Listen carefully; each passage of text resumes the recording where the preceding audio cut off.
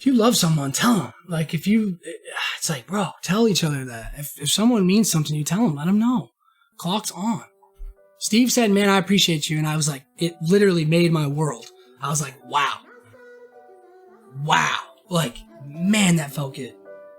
Be authentic. Don't just say things to say them. Be authentic with what you're saying. Find something. Find something.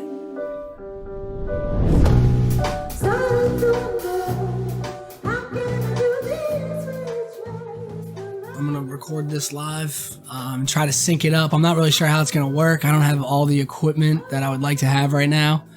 But we're going to try to make it work with what we've got. Try to get some visual for you guys. How's everybody doing, man? I miss you guys. I miss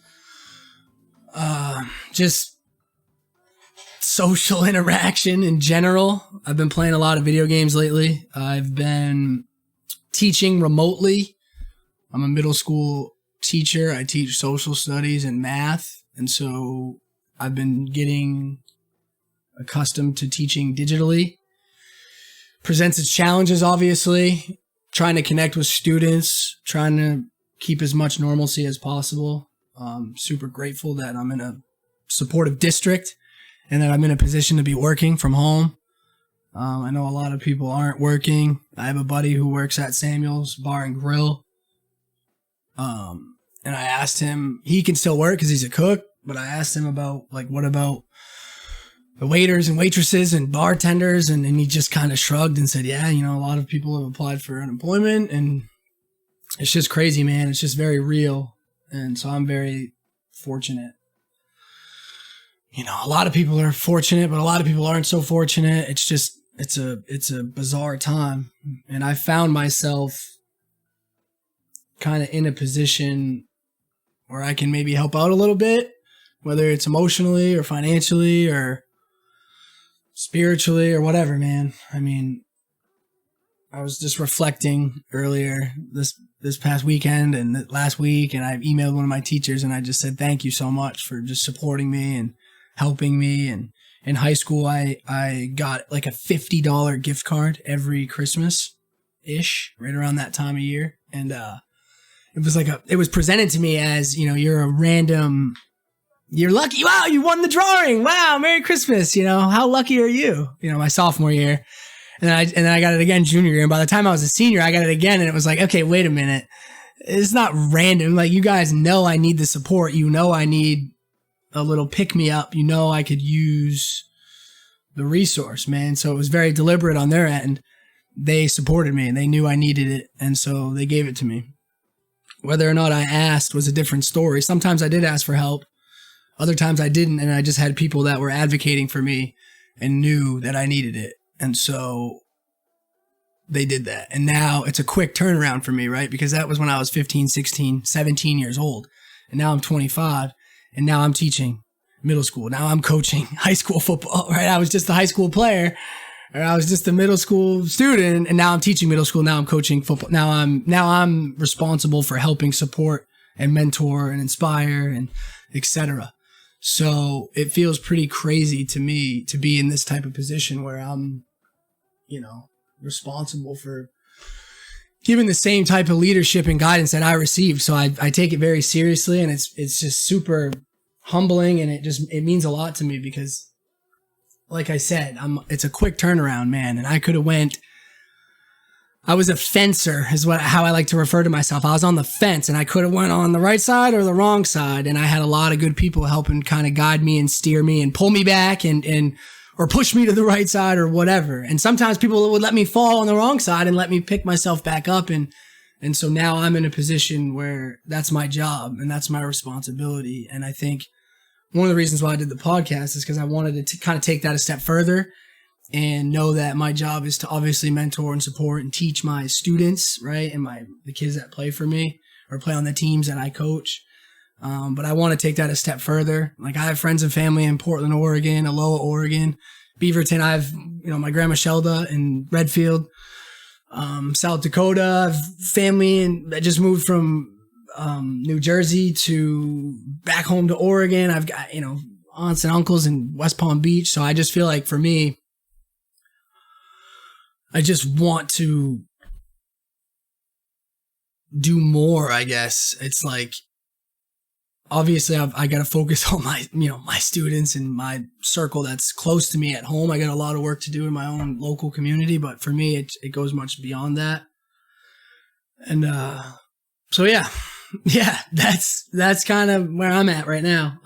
So kind of dealing with that, just navigating the digital landscape, trying to be supportive to students. The thing that's tough is that, we have we're giving them all this information, all this work, all this access to all this information. It's kind of like information overload. And I'm actually a student right now too at the University of Southern Maine. And so I'm on kind of both ends where I'm receiving a lot of this information from my teachers because I got homework and I have essays that are due and stuff like that. And then I'm also giving students this information. So I'm kind of in the middle of it. And it's overwhelming, I think, on both ends. And the tough part is some students want more, right? Like some students are constantly looking for engagement, or that maybe, we give them a bunch of resources and they complete them all. They complete a week's worth of stuff in a day and they're like, I want more. And which is awesome. Like we want to support those students and kind of get them going and let them run and be creative and do hands-on at projects at home and things like that. But then you have other students who are overwhelmed by the work. And so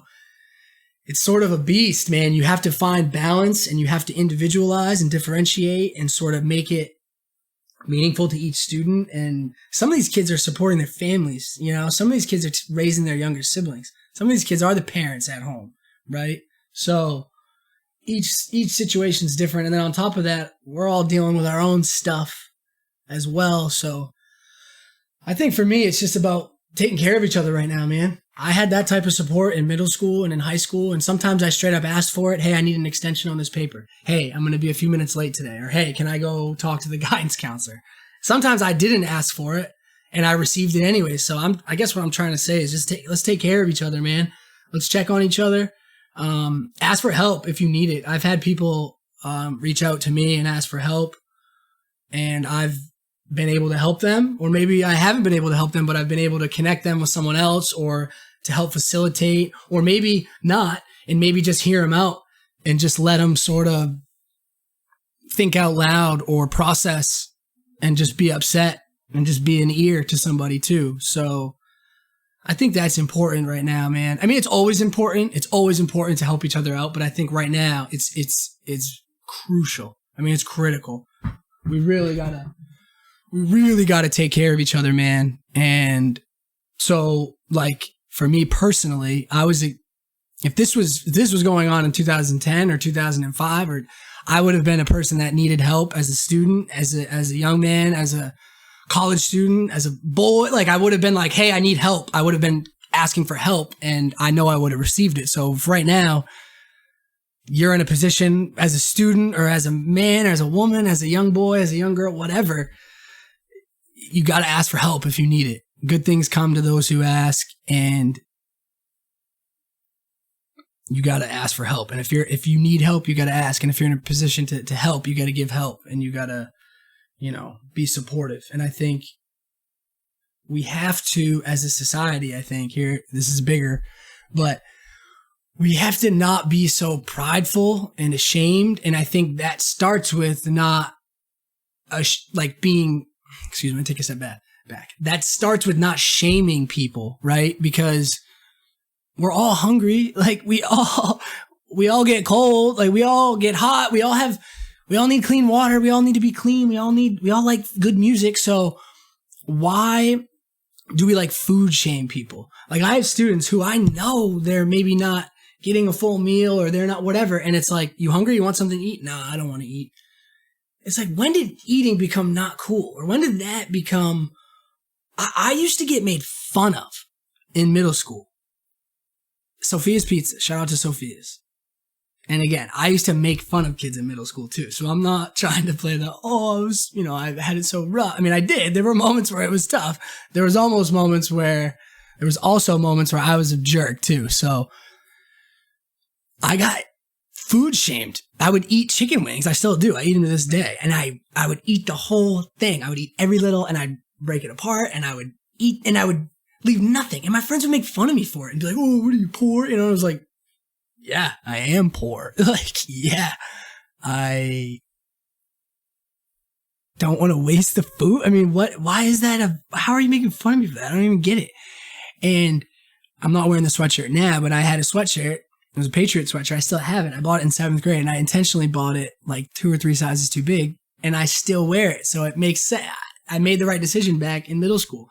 But I used to get made fun of all the time for wearing the sweatshirt all the time. And it was clean. I washed it, but it was my sweatshirt. But as a society, and I took a class a couple years ago, philosophy of work or something, and it was one of the most fascinating classes I ever took. And as a society, we are constantly buying new shoes, new hats, new glasses, new stuff, new watches or phones before the old stuff is outdated or worthless. Like, we are constantly buying new shoes before we really even need them, or before we even really have exhausted the initial product. Like, we just waste. We just have so much excess stuff. And I mean, I don't even want to get into, sure, we got time. But like the amount of food that we waste, and the amount of clothing that we waste, and just the amount of stuff that we just consume. And I was just talking to one of my buddies who's in retail, and he was telling me how he works at a local CVS, Rite Aid, and these people are coming in and they're shopping for hair supplies and for lipstick and remote control cars and stuff that's not really super important. And I get if you're like a blogger or vlogger and you need that stuff to make a living, I guess, but it's like, we're just consuming, and even amidst all this stuff, it's still like, give me all the toilet paper, give me all the ammunition or the rifles or the gimme, so I can get mine and I can protect mine. And it's like, what are we doing, guys? What are we doing? We're not using the bathroom anymore now. Maybe, I don't know, but I just think it's a systemic thing where we're just super selfish, and it's appropriate sometimes to be selfish, but we have to help each other out, man. I wrote down a couple of learning targets.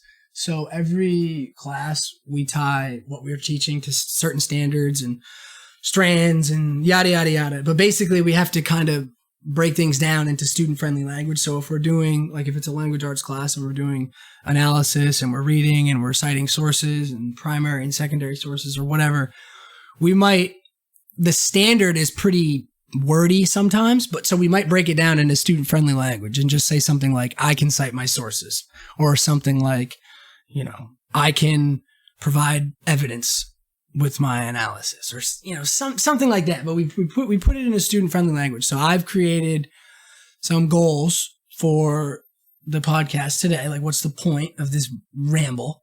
And let me just grab those. So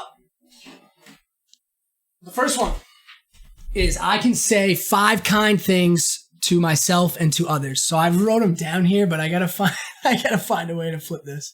So the first one is, I can find 5 kind things to say to myself and or others. So 5 total things. And the reason I put myself first is because we collectively, all of us, every single one of us, needs to practice positive self-talk. And we need to do it regularly. We need to do it often. We need to do it all the time.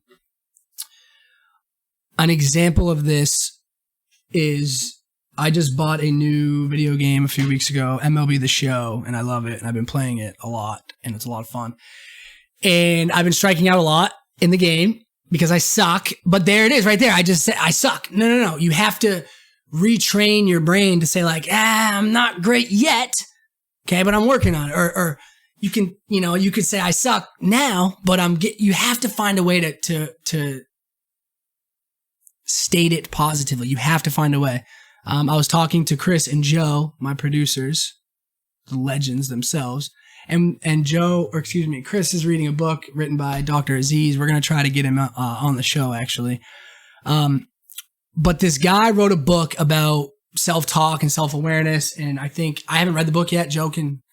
Chris can get more into that when we have him on, and hopefully when we have the author on himself. But it's about, basically, from what I've gathered, being in control of your thoughts and being very purposeful with what you're saying specifically to yourself. And Chris and I were talking about How often do we beat ourselves up or say like, I'm not good enough, or I can't do this, or people will make fun of me if, or they'll laugh at me when.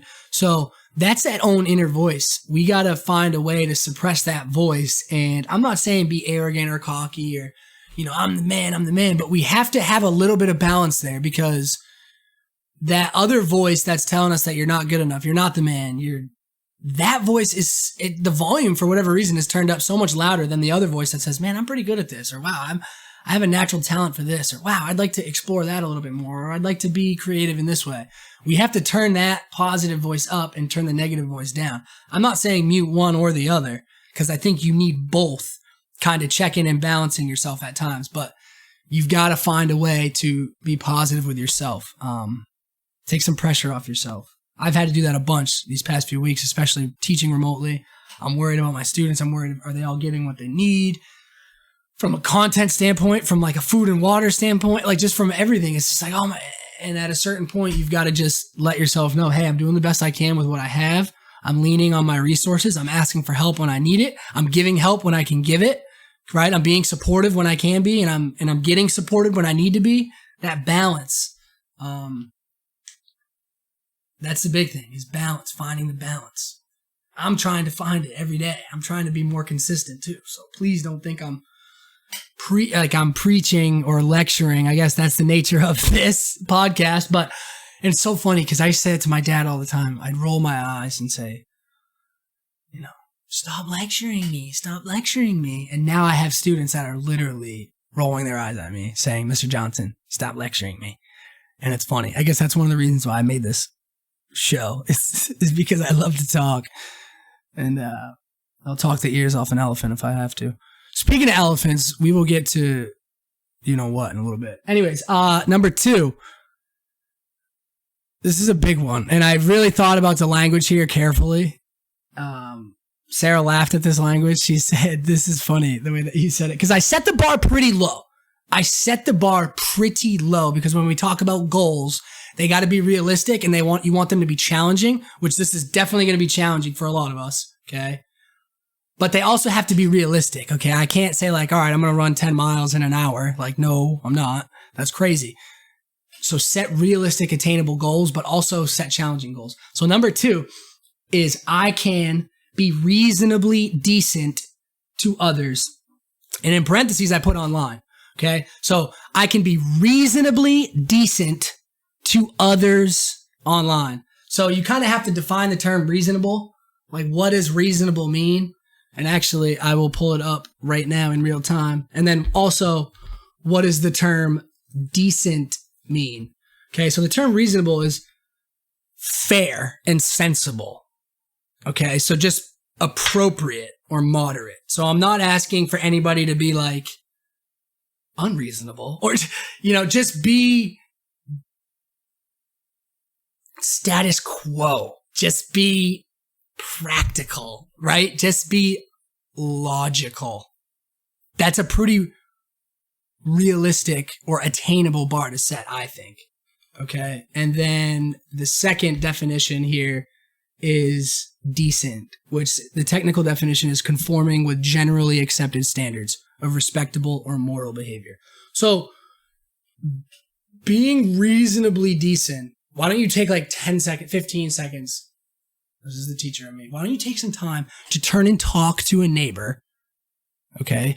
Turn and talk to a neighbor about what you think it means to be reasonably decent. I'll give you some time here.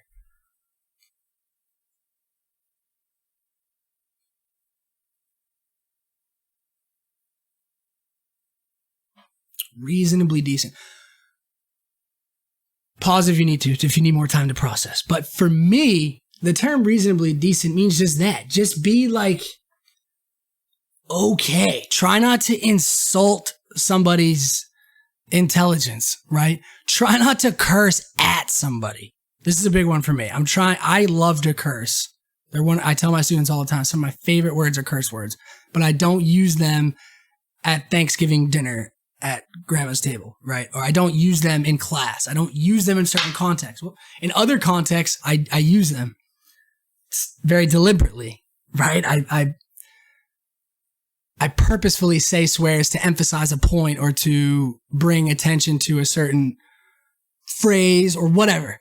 Okay. But being reasonably decent means like stick to what someone's saying. Okay. And the reason I put online in parentheses is because right now, a lot of our interaction, if not all of it, is online or through a digital platform, whether it's FaceTime, Messenger, texting, email, whatever. So we have to be reasonably decent to each other online, because otherwise you lose the validity of anything that you're trying to say. You have to be reasonably decent. This isn't optional, right? And I caution, I don't want to have any ultimatums for anybody, right? Because that's what we're trying to avoid is, blanket statements or we all have to do that or you all got to do that. But it's like, I think we can all agree that we have to be reasonably decent. Okay. And I'm the first to admit that there have been times that I'm not reasonably decent. I take something someone says and I twist it, or I call them out for misusing a word or misspelling something, or I'm manipulative sometimes, and I try to maybe gaslight, maybe sometimes make them question their own argument or insinuate that they don't know what they're talking about or that they're uneducated. I'm the first to admit that I do this in my own life online. We have to be reasonably decent. You have to be able to communicate and talk with people and agree to disagree. We've lost the ability to do that. We've, as a culture, as a society, as humans, we've lost the ability to agree to disagree. It is okay to not be on the same page as someone. My brother is a New York Yankees fan and he's a New York Giants fan. I'm the biggest. I've got Patriots and Celtics.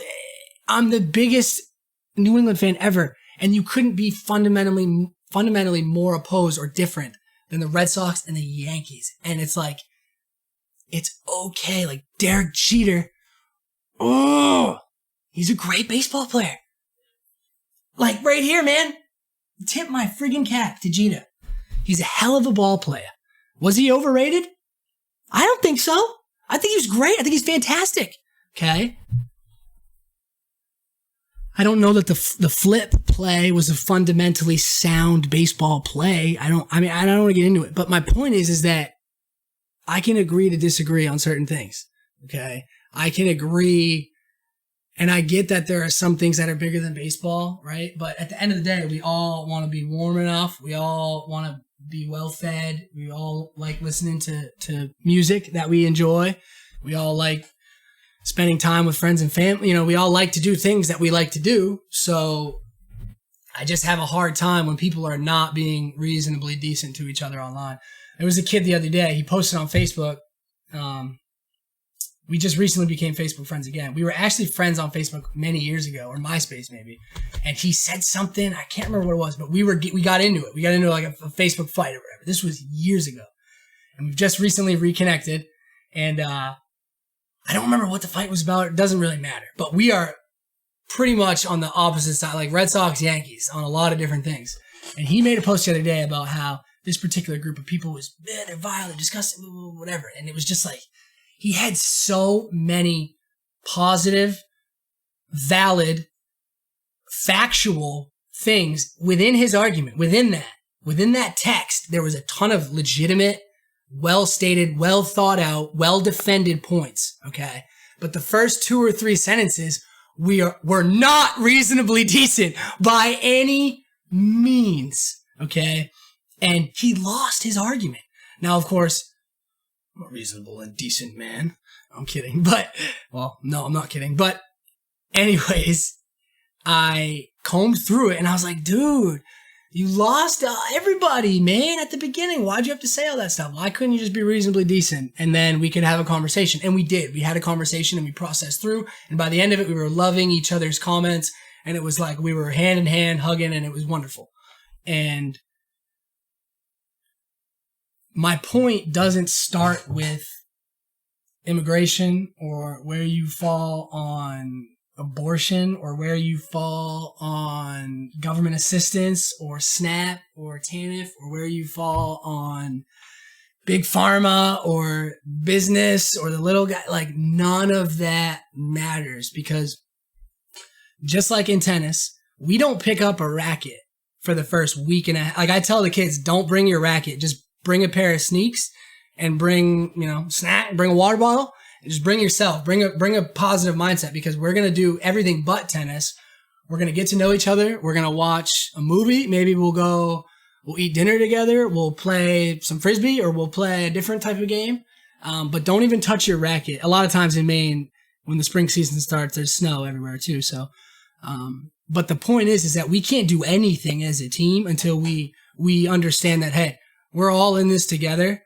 And we all need to be pulling in the same direction, because if we have a couple guys here that are playing singles, or a couple doubles partners over here that don't want to play together, none of this is going to work. Okay. So we don't even touch our rackets until we have an understanding that, hey, this is bigger than tennis. Like, this is about us being on the same page. And that way too. And we do the same thing in football. Like, we'll have, film, or we'll have 7-on-7 where we'll try to, get guys together in an informal sort of setting. My senior year, we hiked a mountain together.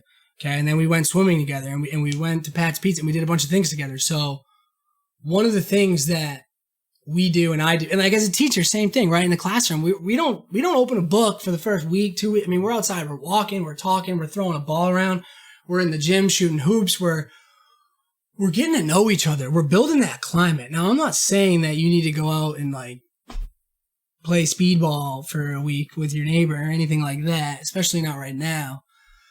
But what I am saying is that we can't accomplish anything as a team, okay, until we understand that that's what we are, is we're a team, okay? I don't expect everybody in tennis to play singles. Some are doubles, some are singles, some are going to be JV forever. Some are going to be JV for a match, and then they're going to be varsity. Some guys are going to play in college. Some guys won't. Some guys, it's but we're all in this team together, and we all have to embrace our various roles within that team, okay? But we have to understand that we're a team. So whether you're a singles player, doubles player, whether you're a left guard or a nose tackle in football, or you're a punter, or you're a scout team guy, whether you're in a history class and you love history and you raise your hand at every single question, or whether you're the kid that hopes you never get called on, you're a part of that community. And so as a society, we're all on a team, whether we want to be, whether we're on a team, we're in this together. Think about it in a local community, or, as a country, as a New England, right? As a world, we are here together. Okay. Whether you signed up for it or not, doesn't matter. You're here. So we have got to find a way collectively to turn up certain volumes and turn down we got to turn up the positive volume and turn down the negative one a little bit. I'm not saying mute any one. Don't pretend it doesn't exist, because it does, but we have to refocus ourselves a little bit. And what better time to do that than right now, to sort of reorient yourself. Where am I at? Where have I been? Where am I going? Let's assess this thing. It's a negative situation right now, man, but we've got to find some sort of silver lining. We've got to. And the reason I say we've got to with this sort of urgency is because the clock's on, man. We've talked about it in some of these first episodes. I've talked about my friends, man. I've talked about it. We're coming up on, it's March, April, May, June, July. It's for me, it's been a year. I've only had 3 episodes. It's man, don't blink, because you might miss it. It's the clock's on, guys. We got to get going. We got to get going now. My third point is I can defend my stance. Okay. So when I was a kid, I still am a kid. I'm a big kid. I would have batting stances. I'd say, look, I'm like Jason Varitek, or look, I'm like Manny Ramirez, or Gary Sheffield. And I'd wag my bat around, or look, this is a combination of A-Rod's feet and Manny's arms and Albert Pujols' hips and whatever. And my dad would say, pick your own stance, dude. Have the Sam Johnson stance or whatever. And I would. But I would always say, well, no, I have, Hideki Matsui's hands up here because he keeps his wrist inside, or I like having my chin here because my eyes are focused. I would always be able to defend the literal stance that I was using. I could always find a way to justify or defend the stance. Some of it was BS. A lot of times, though, I could justify it through evidence, okay? And I could say, well, Ichiro had 262 hits, man, and he won the MVP as a rookie. Pretty sure that happened. Pretty sure Ichiro won the MVP as a rookie, and I'm pretty sure it was 04. My point is that I could defend my stance no matter what. So and I think it's so important, guys, especially right now. We talk about fake news, alternative facts. It's so important right now, man. We've got to be able to defend our narrative. We have to be able to defend what we're saying or what we're talking about. We can't just say things. It has real world implications. It has real world consequences. Your words impact people positively and negatively, and you have to understand that. We're all very powerful people. Okay, so we got to use that for good. Sarah's Grammy, my Grammy, she gave me a Christmas present a couple years ago, and it said, it's Spider-Man. With great power comes great responsibility. Very good. I know you said that out loud. I can say 5 kind things to myself and others. I can be reasonably decent online, and I can defend my stance. I think that's pretty realistic. I think that's pretty reasonable to ask of all of us, of ourselves. I joined this community, this network community. I was talking about that video game I was playing earlier. There's a group on Facebook. It's a private group. It's an MLB network group or whatever for the video game, and I'm in it. And I've had some of the most meaningful, personal, intimate conversations with people that I've never even met on this website because we have a shared connection with this video game and baseball. And it's just really cool to be dialed into this community of people in this network. And I've had, like I said, I've had some personal conversations with these people over the last few weeks. I've connected with this group, this community, more than I have my own friends, my own family. Like, this has become my friends and family. And I think it's important to like find a network of people that you trust and that are supportive. But with that, it hasn't been all sunshines and rainbows on this particular group because there's like you guys know, right? There's trolls, and I troll sometimes. We all do. I think and that's why it's so important to be reasonably decent, because if we're all on the same page that we're being reasonable to each other, then we're all going to assume positive intent. It's hard to understand somebody's tone when you can't see them or hear them when you're texting or when you're messaging. So some people are just messing around. Some people are being serious. Some people, are desperate for help and so you don't know where people are at. It's just so important to be thoughtful about interacting with people. I got into it the other day with this kid. I made a comment. I was intentionally trolling him. He made a comment about the hitting mechanics on the game. It was like, the game was broken, basically. It's the equivalent of someone like missing a shot in basketball and saying like, is this a regulation basketball? Or are these rims, proper size? I say stuff like that all the time. I'm just fooling around. And I was just fooling around with this kid. He pretty much said, is the game broken? Like, I can't do anything on it. And I said, well, maybe you just aren't very good and you need to practice. So I was intentionally being a wise ass. And he called me out and said, play me for it, and I was like, listen, I don't really want to play. And I was like, oh, you chickened out. And I got called out and I was like, okay, here we go. Yeah, you got me.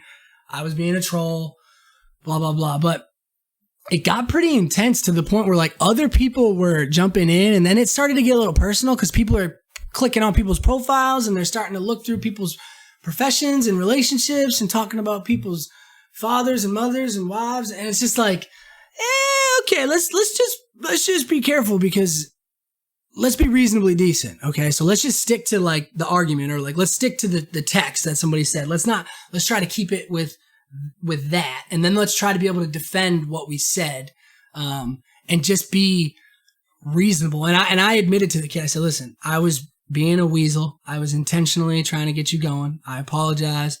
I genuinely don't mean to be a jerk. I truly apologize. Let's just cut our losses. It's no big deal.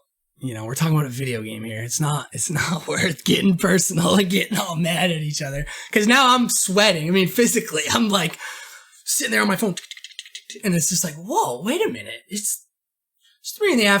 Like, what am I? Where am I right now? Why am I so caught up in this interaction that's not even really all that important, and it's super negative?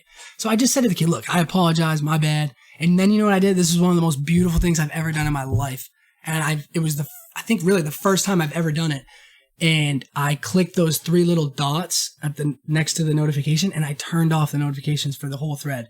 And anyone that knows me knows I love to do this, and I love to engage, whether it's productive and positive or if it's like intentionally sort of wise-assery, if you will. I love interaction with people, whether it's like purposeful or not. But this particular one wasn't worth my time. It wasn't worth my energy. It wasn't worth anybody else's either. So I said, look, I'm sorry. I admitted I was wrong. I shouldn't have done that. And I turned off the notifications. And then you know what happened? Nothing. Because I didn't get any more notifications. Sun came up the next morning, set that evening. All was well. And it's all good. So like letting stuff go, picking and choosing your spots. That's something that I've been practicing and I've been doing. I've been feeling really good about it the past few weeks, months, trying to put it all together. Another interaction I had actually in this same group was this kid. He posted a picture about his team. You have a Diamond Dynasty team, right? And you post a picture of your lineup, and you can have players from now or like the old days. You unlock different cards, and so you can have like Willie Mays, and Mookie Betts and David Ortiz and all these different players from different teams and different eras on the same team. And you also can create a player and create his name and his likeness and his height and weight and all that stuff. And this kid posted a picture of his team and said, hey guys, what do you think of my team? And his created player, I want to make sure that I'm saying this right. His created player, his first name was Nate, Nate. And his last name was Higgers, Higgers. This was this kid's name. And he posted this picture. Now, I don't know if he intentionally, he clearly very, very deliberately posted the picture to the website that has almost 15,000 members in it now. It's a private group, but it's very public. It's on Facebook. And so he posted this picture with like Yadier Molina and David Ortiz. And then his second baseman was this guy named Nate, last name Higgers. And someone, he posted it like 1 minute ago. And then, it's like there's a million people, not a million, 15,000 people in the group. So there's always feedback like constantly. So couple likes, couple comments, like, wow, good team. Wow, this is great. And then someone said, whoa, that your created player is a little suspect. And I literally I started sweating. I'm a nervous sweater. And I'm like, wait a minute. Like, whether it was intentional or not, whether it was trying to be subtle or not, what the fuck is going on? And I commented and I said, admin of this group needs to not only remove the post, but you need to remove this particular person from the group, and you need to, kind of act accordingly. This is inappropriate. This is blatant racism. This is like the worst type of thing. And this particular person, put them over here. Okay, that's an issue, right? We have a blatantly racist, bad person. Okay. Then over here, you've got a comment section and thread of people who might not even know or didn't even really look through, or did and said, bigger fish to fry, or I've seen worse, and then kept scrolling, or made a comment and said, wow, that's pretty distasteful, or whatever that guy said. He said, that's pretty suspect or something. And so in real time, the comments are opening and kind of flooding through. And I commented to the kid and I said, wow, that's being pretty generous by saying, wow, that's not a very nice thing to say. Or, geez, that's pretty suspect. Like, suspect is someone that you assume or that you anticipate, like, might be in some suspicious activity or something like that. There's nothing speculative about that. It's right there. The created player is right there in your face. And so, I mean, this brought out a pretty real response. I clicked on the kid's profile, and I'm not even joking. He went to Farmington, Maine. It's not funny. I don't know why I'm laughing. It's not funny. He goes to U of F. And I'm sitting there like, are you kidding me? Because it happens all the time. You guys probably do it. You see a comment and you click on the profile, or you're on Instagram or you're wherever, and you kind of like snoop around. And so I'm snooping on this kid's profile and I'm like, wow, he's from Maine. He went to Farmington. Like, I have friends and family that go to Farmington right now or have been, or I'm like, he's from Maine. How many other people in the group are like, take everything out of it. What he said was wrong, but now he's making me, now I have personal stake because now I'm a Mainer and I'm like, hold the phone. So I at the kid and I said, wait a minute, pump the brakes. You're fucking wrong. This is wrong. This is awful. And he works at Sunday River and he works for his dad's construction. I mean, it's all public. It's all right there. And I'm going, wait a minute. Who cares about his team? Who cares about his catcher or his starting lineup or his pitching staff? Who cares about his kid's bullpen? He's a loser. And he's right here in Maine. He's in our backyard. And that's a big deal. But for me, the bigger deal is like, yeah, what are you going to do? Yeah, there's just bad people in the world. But no, that's not the issue. The issue is when like a good person does nothing. And it sounds so cliche, like good people can't stand by and do nothing. But like, to me, that is what I take exception to. And I messaged the kid. I said, dude, I commented on one of his pictures or one of his statuses because everything was open and public. And I said, hey man, I wasn't sure if you knew what you said or if it was intentional, or it must have been, because you have to sit there and type in you don't randomly get assigned a name. I mean, you have to create his height, his weight, his batting stance. Is he a switch hitter? Does he play left field, right field? I mean, it takes a lot of time to customize a character. So it was very thought out. It was very premeditated. It wasn't like, oh, I made a bad mistake. It wasn't like he was drunk or he was, oh, I did this. It's like, no. You had to not only sit down for hours at a time and create this player and then accumulate. So you start out with like a bronze player or whatever. Like you're like a 60 overall out of 100. And then you add cards, upgradable. So then you might draw like a David Ortiz 99 overall card. So I might put that card into my created player to give him better hitting stats. So this kid had to like over time build up his guy, build up this player, this Nate character all the time. Boom. So it's like, not only did he make bad judgment, but then he continued to make a decision over and over and over and somehow normalized it in his brain that that's okay. And when I called him out on it, he doubled down and referred to me as a snowflake. And I was like, yeah, I am a snowflake. If I get this upset about this type of dialogue and this type of narrative being normalized, yeah, I am a snowflake, because that is unacceptable. There's no realm that is appropriate. There's just no, it's wrong. And for me, what's more wrong is when people scroll by or they don't say anything. I'll never forget. It's funny because I live about 100 yards from the Home Depot that this happened in. I was in a Home Depot when I was a kid. And I'll never forget, my dad and I had a bunch of wood, a bunch of materials, whatever, around Home Depot. And we were standing in line, and there was a guy in front of us, and he was being the biggest jerk. He was yelling at this woman, a young woman, and, no, why didn't you, I've already been here twice this week, and this is ridiculous, blah, blah, blah. And he was like cursing at her, and he was being mean to her. And I thought, geez, that guy's going to be a dick. And my dad, I must have been 6 or 7. My dad said to the guy, he said, aren't you some kind of a rude prick? And this guy was a big construction, stereotypical bald, I've been here 3 times this week. And my dad, now he's a little bit more gentle. But at the time, I mean, he was still a rugged guy, but my he was smaller than this guy. And I remember my dad pretty much looking him right in the eyes and saying, aren't you some kind of a rude fucking prick? And the guy looked down at my dad like, I could flick you like a bug, little man. But he didn't have anything to say. He was like, he just got called out in the moment, in real time, on the way he was behaving, in no context, digitally, whether it's a joke, whether it's face-to-face. There's zero context where that type of behavior is tolerable. So we have to be more intolerant to seeing that type of stuff. And I'll be honest, and I'll touch on it a little bit about Brady. I get more upset about him going to Tampa than I do about seeing some of these interactions. And I'm starting to realize the hypocrisy in that, and that I get more upset about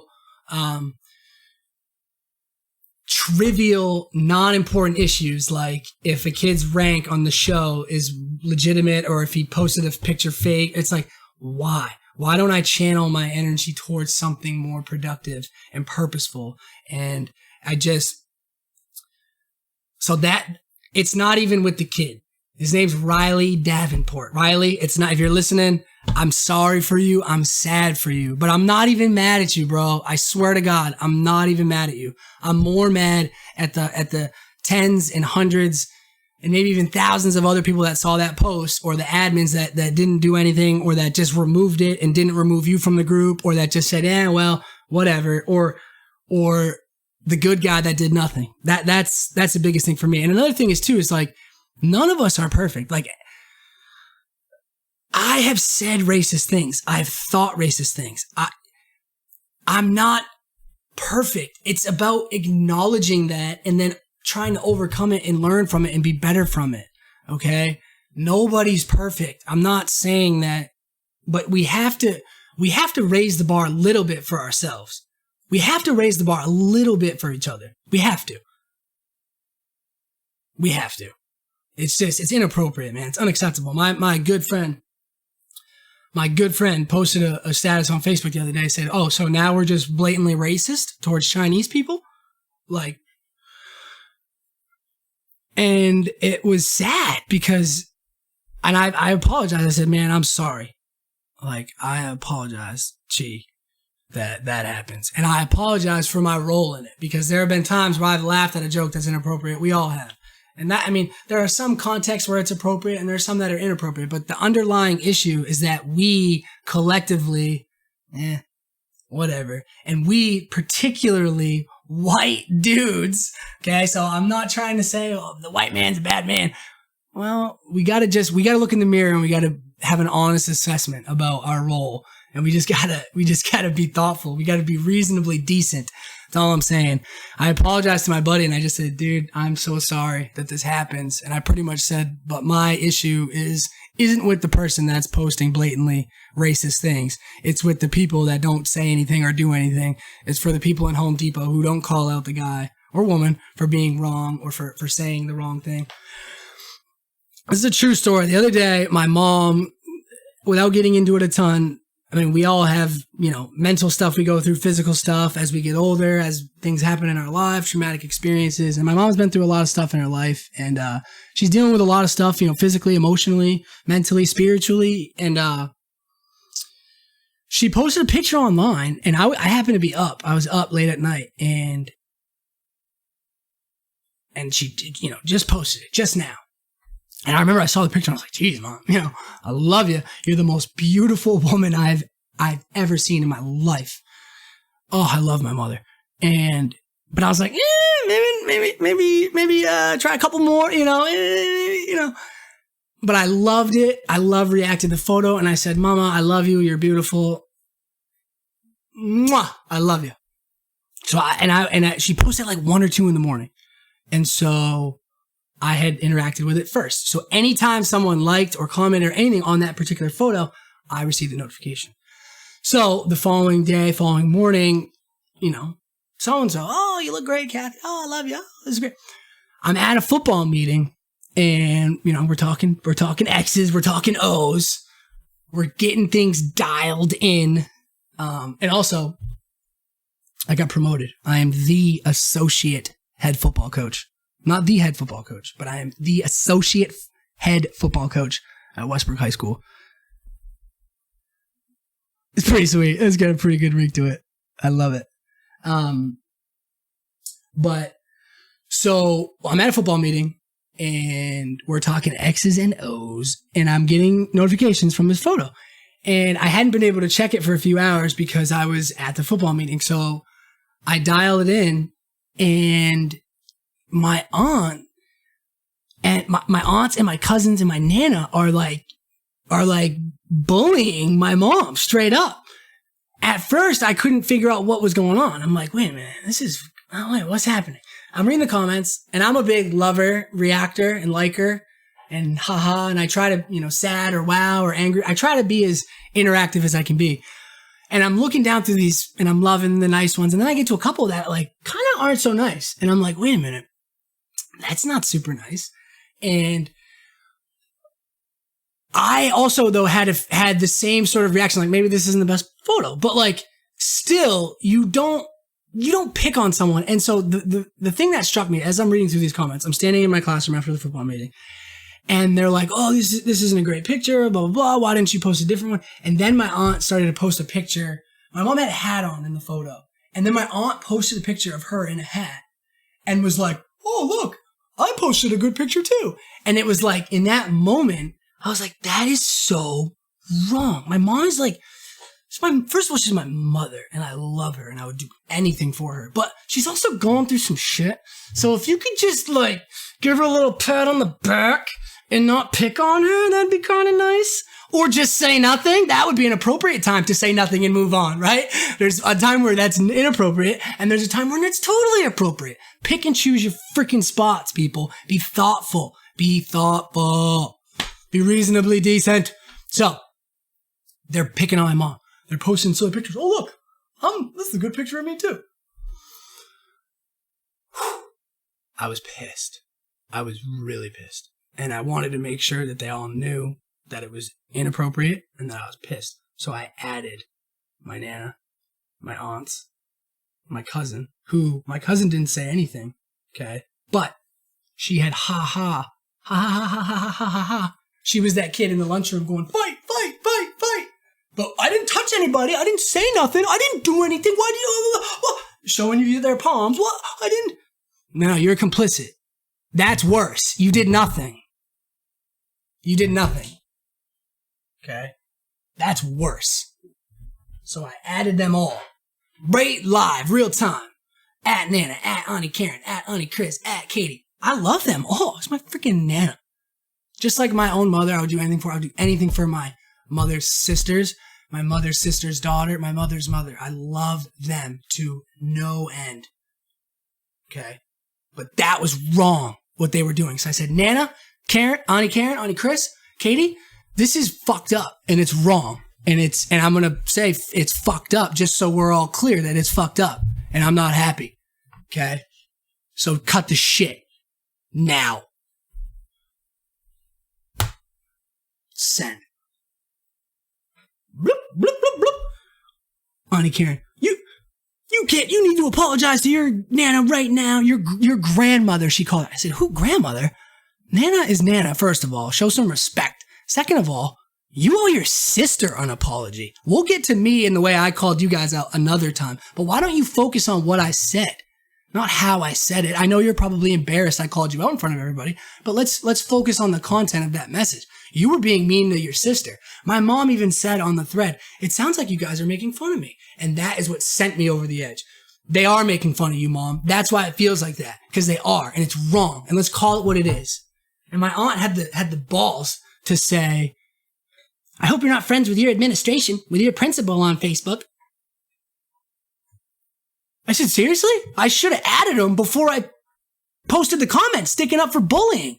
They would have promoted me if they saw what I was doing and how I was advocating against that type of behavior on my own personal page. It's ridiculous. So my point is, we're fine. The sun came up and it's set. I love them. They love me. Virtual hugs and kisses. We're not mad at each other because I know them. I love them. It's appropriate to call them out. That's my point about building a culture, building a classroom, building a team. We don't touch a tennis racket for the first week. we play get to know you games. We get to know our teammates. So that way, when I say, listen, you're not a singles player, I need you to play doubles. Or listen, you're going to practice punt returns, but you're never going to catch a punt in a game for me. But right now, I need you to get the punt team ready. Okay. And the kid knows that that's not personal. The kid knows I love him. And I know the kid loves me because we have a mutual connection and a respect for the mission at hand. Okay. So we collectively as a people call it an American mission. We got to, for the country, or call it a human, however you need to justify it in your head to be kind to someone that you don't know, do it. But it's unacceptable. And for me, I'm like calling myself out. Like, dude, you got to be less mad about Brady going to the Bucs than you are about someone having a blatantly racist created player on a game, or someone blatantly saying something racist to one of your good friends who happens to be Chinese. Not my Chinese friend, my good, close friend who happens to be Chinese. Okay. We just got to use people first language and be helping each other out. I don't know. I'm ashamed at times, like I said, because I'm more mad about no NBA season than I am about kids in my own community that don't have food right now. And that's wrong. And I'm not more mad that I can't watch the Celtics than students in my community not being able to access certain things. I'm not, right? None of us are more upset about our own stuff than like the problems around us, right? But we are, though. That's the thing. It's like we have to take our blinders off for a little bit and just help each other out. If you need a hand up, you got to put your hand up. And if you can give a hand, put your hand down, and let's just all kind of collectively help each other out. That's my big spiel for today. My 3 big learning targets. I can say 5 kind things to myself and or others. Listen, nobody's harder on you than you, okay? And that's just the reality of the situation. My dad told me, Sam, I used to be so scared. My first day at 7th grade, Sockabee Valley, oh my God, I was mortified. I did not want to get on the bus. He said, Sam, you know what those people are thinking when you get on the bus? Because I talked about how many kids there were on the bus when I get on. They're all looking at me. They're all thinking I'm an idiot. He said, do you know what they're all thinking about you when you get on the bus? What? He said, they're thinking about what you're thinking about them. So like we're all just super self-critical and over analytical and just let it go, guys. Turn off the notifications on Facebook when it's appropriate. Don't sweat the small stuff. Help each other out. Ask for help when you need it. Give help when you can. Let's just take care of each other a little bit. Take care of yourself. I'm going to be more consistent for me because this feels good to get on here and chat with you guys. But I also think even if it helps one person and one person's kind of counting on this feedback or this narrative or this talk or whatever, then I need to do it for that one person, So I had a former football player reach out to me and he just said, hey man, I just discovered your podcast. It's good stuff. And it just made my night. I was like, man, I appreciate you very much, And so if one person's like needs a little something, or if this helps one person in a little way and they can parlay it into something else for somebody else, then I'm going to do that. When I apologized to Chi for his experience, one of my friends, Steve, I call him Duke Nukem, commented, said, I love you, SJ. You're a good man. You're a good dude. And then my friend Emily Haskell commented and said, hey, I love you, man. You speak for a lot of us. And those got me, man. I wanted to write back to those guys individually, but I didn't know really what to say or how to say it in the moment. So I just loved it. I reacted it, but it meant a lot to me, man. And I kind of needed to hear that in that moment. It just made me feel good, and it made me feel like I needed to get on here and say something. And I don't know, I didn't know I needed it. I didn't know I needed that help. I didn't know I needed that sort of pat on the back, but I received it. And it felt good. And then I was able to parlay it a day or two later into getting on the mic and just kind of sharing how I feel. Not that that's why Duke said what he said, or that's not that that's why Emily said what she said, but it struck me digitally and then physically. And now I'm doing something with that. So something that they said a couple of days ago is now manifesting itself in the real world around me. Okay, so whether it's someone saying something mean digitally, and you're standing there and you're upset by it, or whether it's a troll or whether it's someone saying something nice, like we're rippling to each other positively or negatively. So, and I'm not trying to say I'm Mr. Positive all the time. And, I just positive, because I have bad days too. And that's one of the things that I need to overcome is for the last 5, 6, 7 months, however long I've been doing this, I've been trying to put myself into a position to get behind the mic and I don't want to do that. I just want to be me. And if I'm having a bad day, I'm having a bad day. If I'm having a good day, I'm having a good day. I don't want to try to give you guys a version of myself that I think you want. I just want to give you me, because that's what I can do. And so I know I've said it. I'll be more consistent. But I promise I'll be more consistent. I want you guys to be more consistent as well in your lives if you can. Let's just help each other out. Let's just be reasonably decent, man. That's all. Let's just be reasonably decent to each other. I love you guys, man. If you love someone, tell them. Like, it's like, bro, tell each other that. If someone means something, you tell them. Let them know. Clock's on. Steve said, man, I appreciate you. And I was like, it literally made my world. I was like, wow. Like, man, that felt good. Be authentic. Don't just say things to say them. Be authentic with what you're saying. Find something. 5 good things. Find something to say to yourself. From a pure survival standpoint, sometimes I remind myself this. I can't remember where I saw this or read this or heard this, but humans are like the only mammal that's really conscious of our own death or of our own, like, one day we're going to go. Animals in the wild are purely like instinctual, and they just like make moves to get through the day, and they eat when they're hungry, and then they do what they got to do. So like an animal that's in the woods and there's like, there's a predator, and then they run away, and then they get away. The prey gets away. They're not like, where's that bear? They're not actively worried about imminent danger or anything like that. They're just, all right, he's gone. Now I'm going back to picking berries or washing myself or whatever. We're the only beings that are so mindful of our own existence that we like get in our own way. So one thing that I do is I tell myself, like, from a pure survival standpoint, I'm here. I made it. Like, that's a win. Like, every day in the wild, an animal's probably only way to check a success or a failure is if they lived the next day, right? Like, if you lived, you made it again. Like, that's the game. Like, you just survive as long as you can. So from a pure survival standpoint, you're already winning. I'm winning. We're winning. We've made it through the winters. We've made it through the summers. We've fought off the disease enough. I mean, it's like, from a pure survival standpoint, we lived another day. Now, that's not a bar that you want to that's not a box you want to be checking. You want to check that box every day. But what I'm saying is like, that can be an easy to-do list. Like, I woke up today alive. Check. That's one positive thing. Find another thing.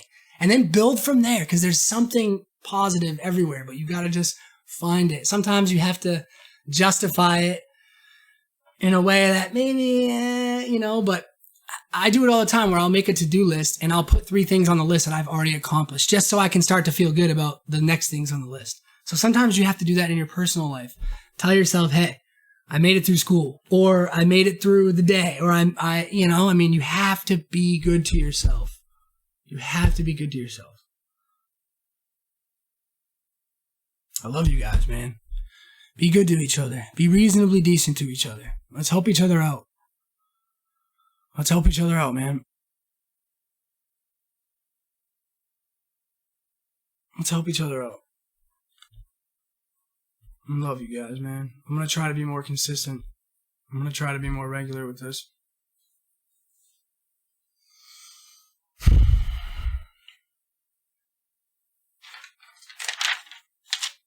Just try to be better. It's a good opportunity right now to just try to find creative ways to... It's a good time to just find creative ways to just develop yourself mentally, physically. I mean, just find a way to make it happen, man.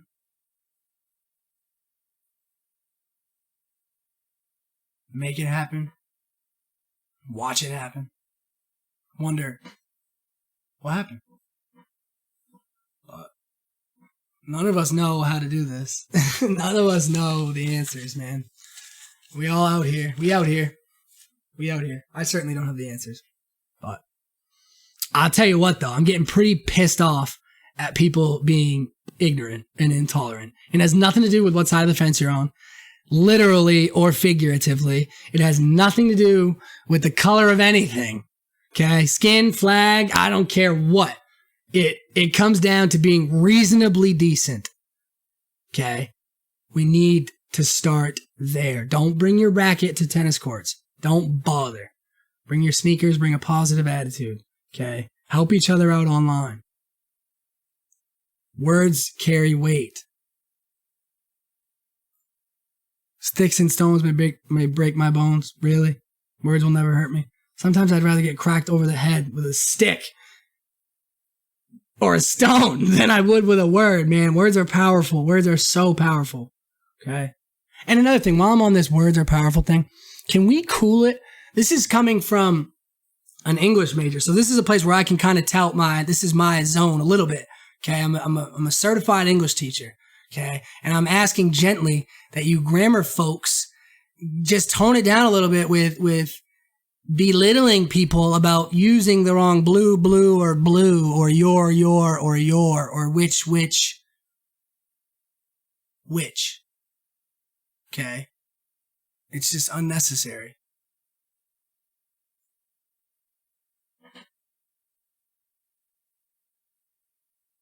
My dad just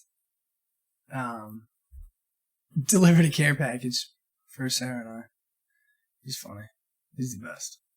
He's my guy. It's like, dude, just stay low. Just lay low. Stay quarantined. He gets after it. He just doesn't know how to slow down. So, it's my dad for you.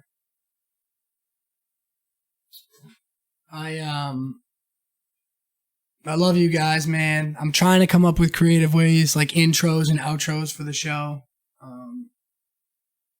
Just need to be more consistent, man. But I really appreciate the feedback and the comments and the messages and the criticism and all that stuff. It means a lot to me.